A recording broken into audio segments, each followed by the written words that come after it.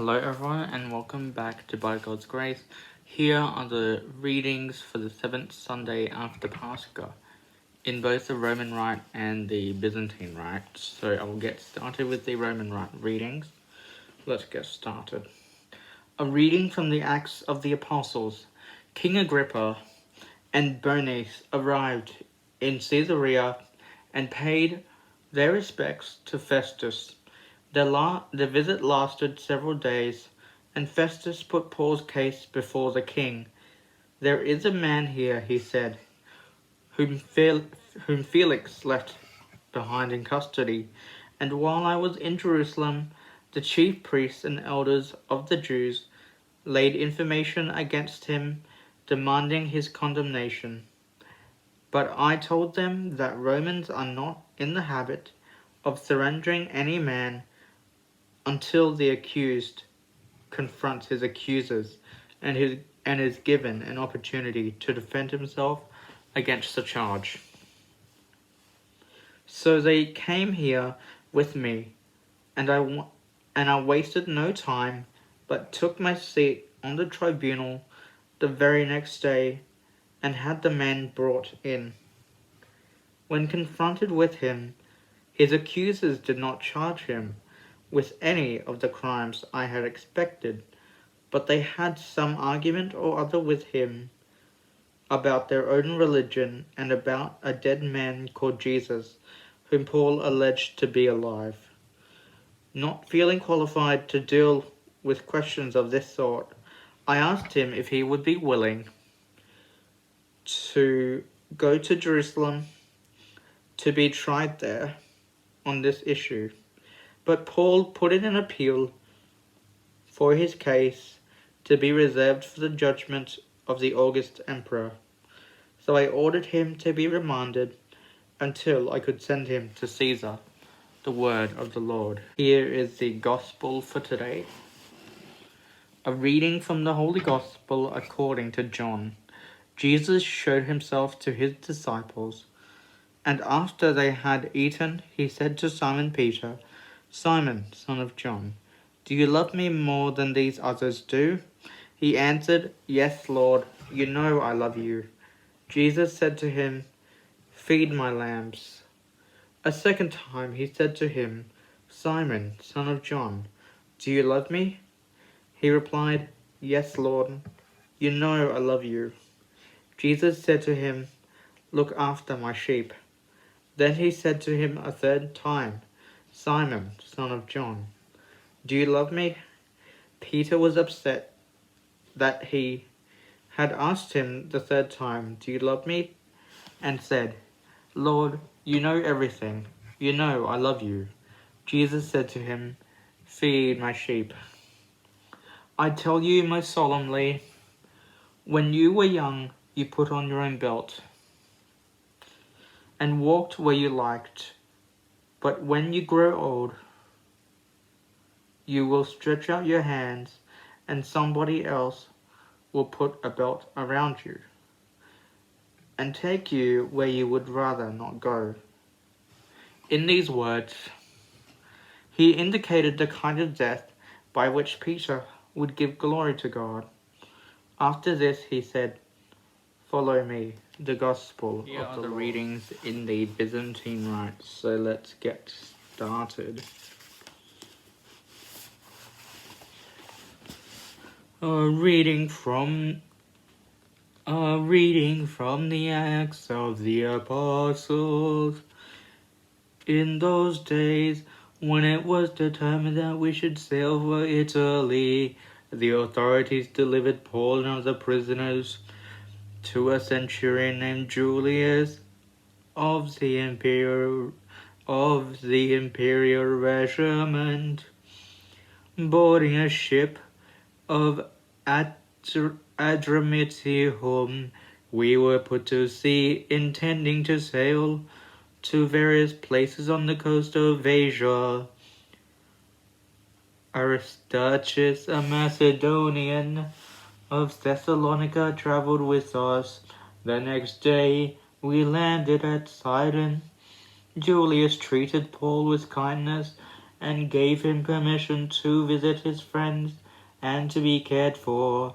Putting to sea from there, we sailed under the shelter of Cyprus because the winds were contrary. After sailing across the open sea along the coast of Sicilia and Pamphylia, we arrived in Myra, a city of Lycia. There, the centurion found a ship sailing from Alexandria to Italy, and he put us on board. After sailing slowly for many days, we arrived with difficulty near Cnidus. The wind did not allow us to go further on course, and we sailed under the shelter of Crete of Salome. Salmone. We continued along the coast and arrived at a place called Fair Havens, near the city of Lasea.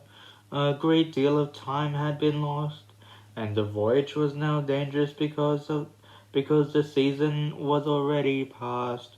Paul gave them this warning: Sirs, I perceive that the voyage will result in injuries and much loss, not only of the cargo and ship, but also of our lives. However, the centurion gave more heed to the master and to the owner of the ship than to what Paul was saying. Since the haven was not suitable to spend the winter, the majority was in favor of continuing, doing their utmost to reach Phoenix and the winter there. This is a port of Crete which faces both the northeast and the southeast. When the south wind began to blow softly, they thought that their goal was within reach. Having lifted the anchor,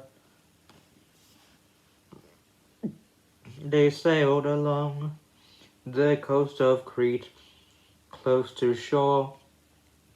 But before long, a violent wind called the northeastern rushed down from the island. The ship was caught and could not face the wind. We had to yield to the wind, and the ship was driven along, sailing under the shelter of a small island called Clauda. We were able with difficulty to secure the lifeboat. After the crew had hoisted it up, they used it to help reinforce the ship. Fearing that they would run aground on the Syrtis sandbars, they lowered the sea anchor and let the ship drift along. We were so battered by the storm that the next day the men began to throw things overboard. On the third day, we threw out the ship's tackle with our own hands.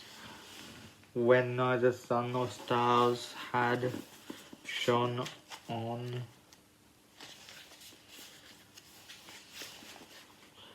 us for many days, and with a major storm pressing on us, all hope that we would be saved was now taken away.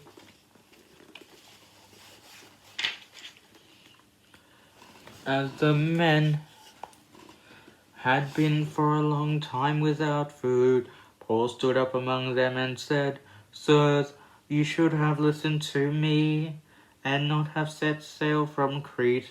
Then you would have avoided this injury and loss. Now I encourage you to keep your courage, for there will be no loss of life among you, but only of the ship. For last night an angel of the God to whom I belong, and to whom I offer divine service, stood by me.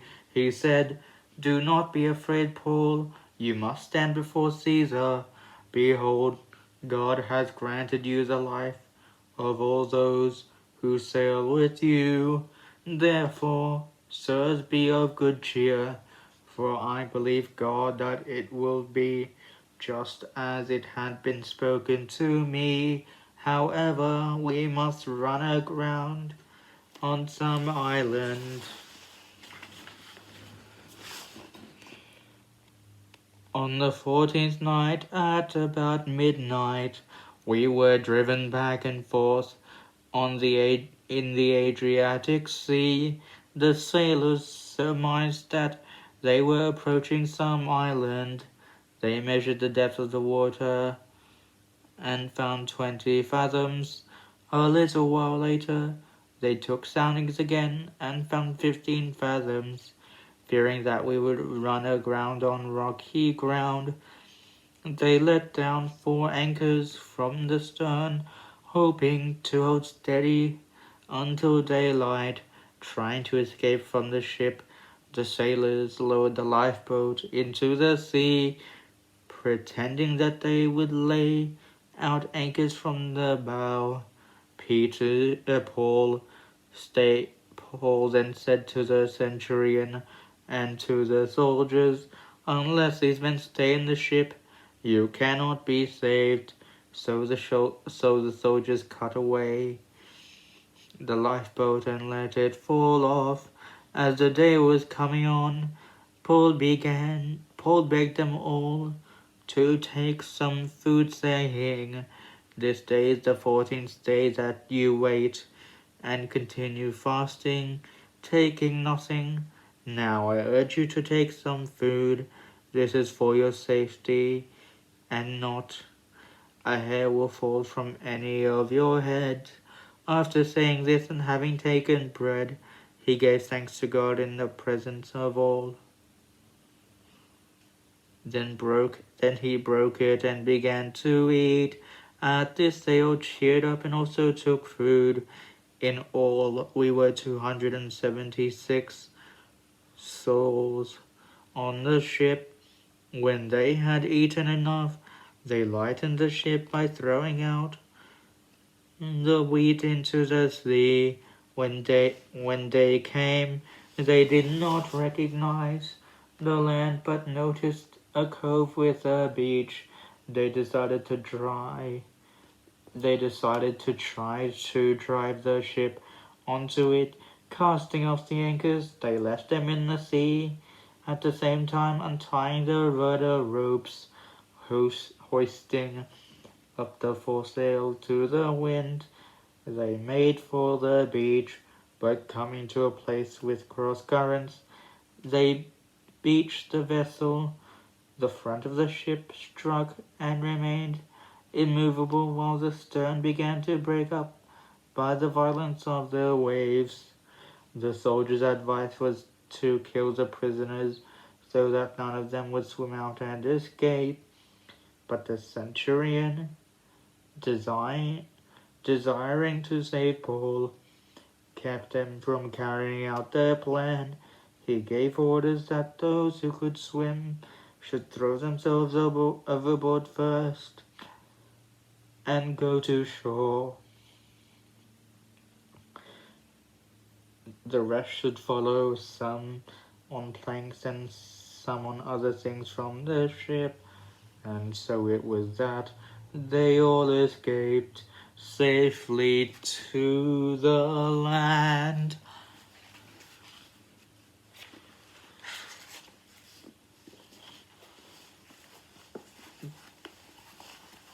Here is the gospel for the day.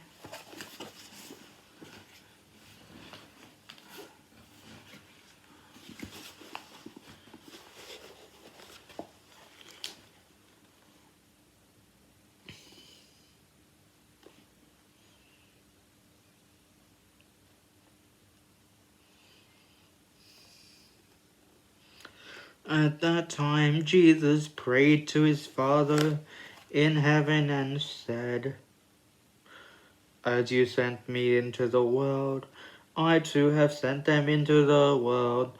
I sanctify myself for their sake, so that they too may be sanctified in truth. I do not pray only for these, but also for those who will believe in me through their word, so that they may all be one, even as you, Father, are in me, and I in you. May they be one in us, so that the world may believe that you sent me. The glory which you have given me, I have given to them, so that they may be one even as we are one, I in them and you in me. May they be perfected into one, so that the world may know that you sent me, and that you have loved them even as you have loved me. Father, I desire that those whom you have given me would be with me where I am, so that they may see my glory which you have given me. For you loved me before the foundation of the world. Righteous Father, the world has not known you, but I know you, and these have known that you have sent me. I have made your name known to that. I have made your name known to them, and I will continue to make it known, so that the love with which you loved me may be in them, and I in them. Glory to you, O Lord, glory to you. Thank you for listening and watching. To support me further, please like, share, comment, subscribe, and God bless. Thank you.